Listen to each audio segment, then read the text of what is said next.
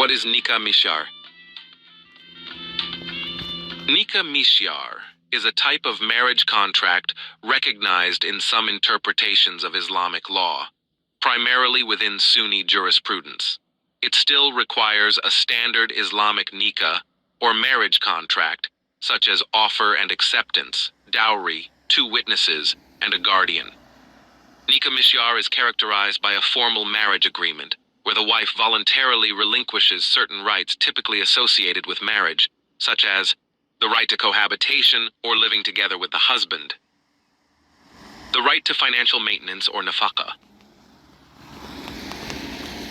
the right to equal time or attention from the husband, especially in polygamous setups. The husband, in turn, is relieved of some obligations, such as providing a shared home or regular financial support. Nikka Mishar is often described as a traveler's marriage or marriage of convenience, as it may be contracted by men who travel frequently, are unable to maintain a full-time household, or seek a less financially burdensome arrangement. The wife may remain in her own home, and the couple meets periodically as agreed.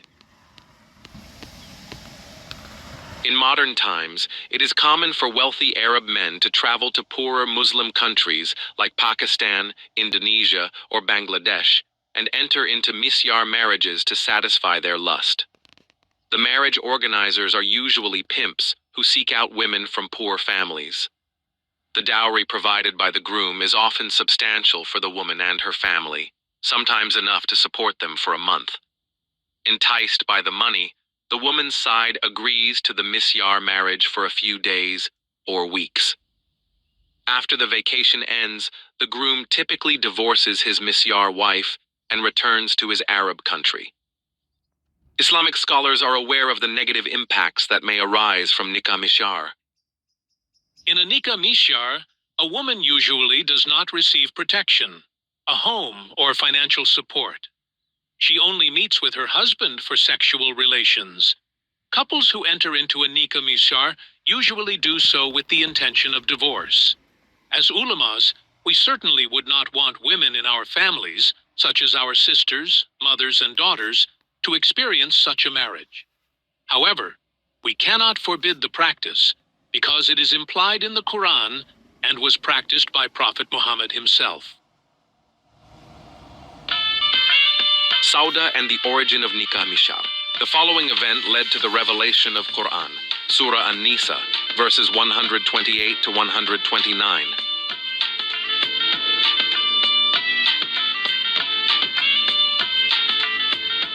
Sauda bint Zam'a bin Qais was 51 years old when she married Prophet Muhammad, who was slightly older than her. I am a devoted Muslima and a loyal follower of Prophet Muhammad. After my husband passed away, the Prophet proposed to me. When Prophet Muhammad offered marriage, Sauda saw hope because it meant a chance for security and also an important role in his household. I am the second wife of the Prophet.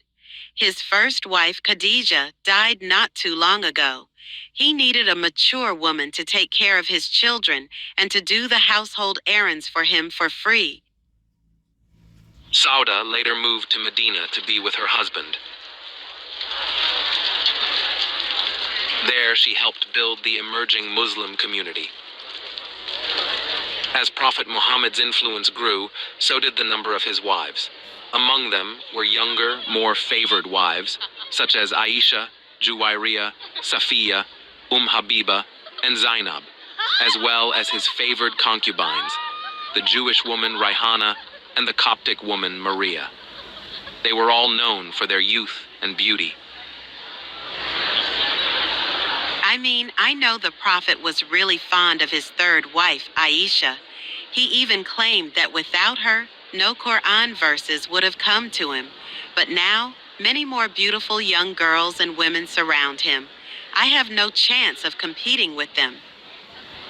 Rumors spread that Prophet Muhammad planned to divorce Sauda because of her age and fading beauty.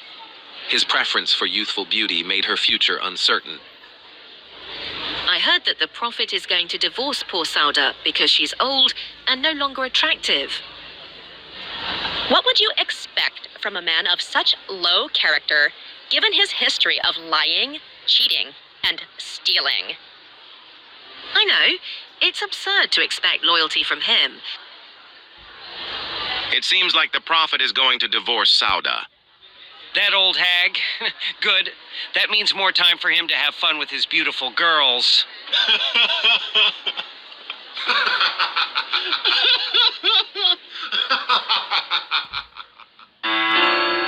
Facing abandonment, Sauda's world began to crumble. Prophet Muhammad's apparent disregard for her devotion pushed her to the brink, leaving her fearful of shame and exile.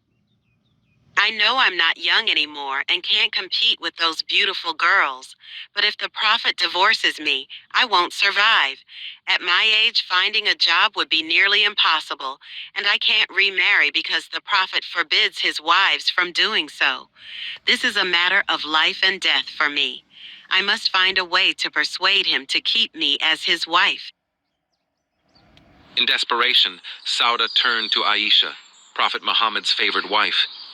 To stay married to Prophet Muhammad, I will have to offer to give up my time with him so that he can spend twice as much time with Aisha. This is a humiliating bargain for me, but what else can I do?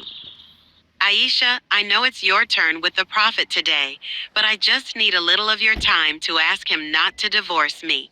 Please let me speak with him when he arrives. Of course, Sauda. Take all the time you need to talk to him. When Prophet Muhammad arrived at Aisha's house, Sauda begged him to keep her, sacrificing her rights for his convenience.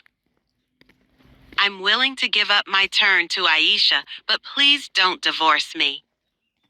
As already predicted, Prophet Muhammad readily agreed and promptly claimed the revelation of the following verse. O Sauda, Allah approves your request by giving this revelation. And if a woman fears from her husband contempt or evasion, there is no sin upon them if they make terms of settlement between them, which means woman agrees upon leaving some of her rights. And you will never be able to do justice between wives, even if you should strive to do so.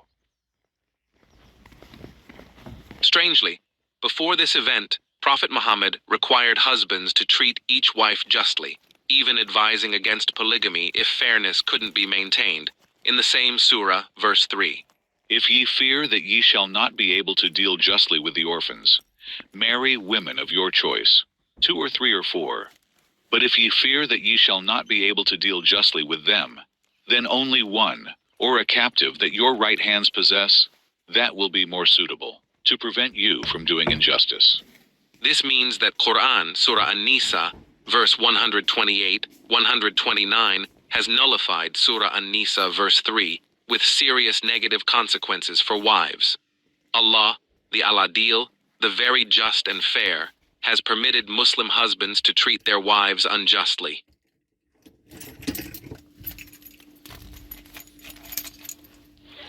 The Misyar-like marriage was sealed. Sauda, a wife in name only, sidelined for Muhammad's younger brides. Her sacrifice preserved her status, but at what cost? This case shows that Islam was created by men to benefit men. Other religions generally encourage their followers to control their lusts for the benefit of others.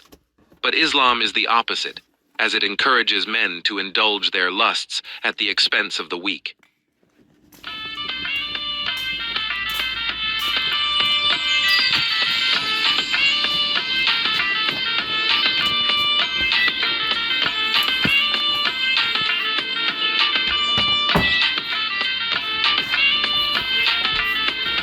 Guys, actually, I don't feel that bad. He still provides me with food and shelter until I die, and I don't even have to sleep with him. How bad is that? In the past, intercourse with him wasn't that great because I could tell he didn't care. If I want to, I can satisfy myself.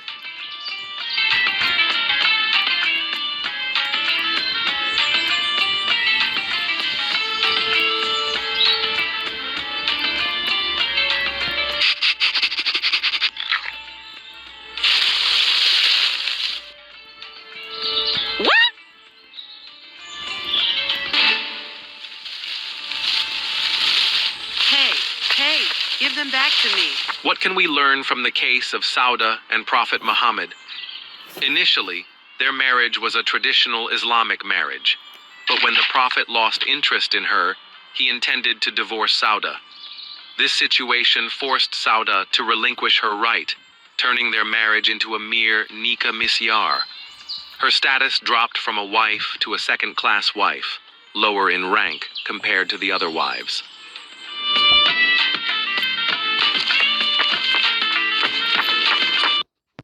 Trending in